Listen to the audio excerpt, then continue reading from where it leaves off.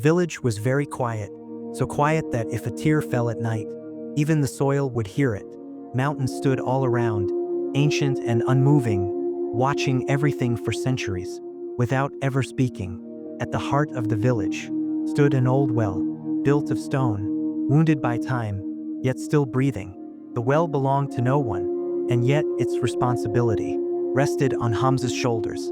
Hamza, 30 years old, a simple face, eyes carrying a kind of tiredness that doesn't complain, it only endures. Every morning before dawn, he woke up. The air was cold, the earth still moist, the village asleep.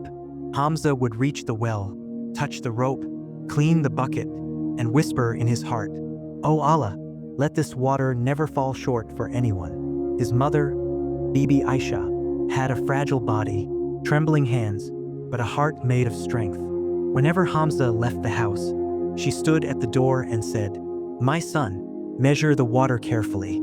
This well is a trust." Hamza would only nod, because he knew his mother's words were not just advice, they were prayers. The villagers used to say, "If you need water, go to Hamza. He never lets anyone leave empty." Then came the day everyone feared. The rain stopped, rivers dried up, cracks appeared in the land, as if the earth itself was screaming from thirst. People started coming to the well more often, fear in their eyes, empty containers in their hands. One day, a man arrived from the city, shiny clothes, a hard voice. He said, "Giving water for free is foolish.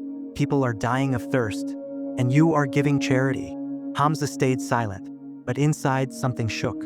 That same night, his mother fell ill, heavy breathing, a burning body, eyes closed. Hamza sat beside her, held her hand, and for the first time, felt real fear. There was money for medicine, but fear was heavier than money. The next day, Hamza began filling the bucket halfway. No one complained, but thirst remained.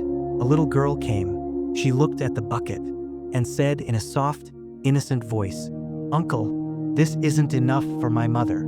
Hamza's hands began to tremble. That night, he sat beside the well.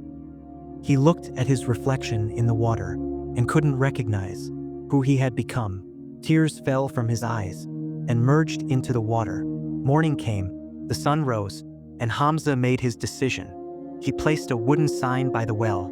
"This water will not be sold. It is a trust from Allah." That day, the bucket was filled completely. Water flowed, people cried, prayers rose into the sky. His mother's health began to return.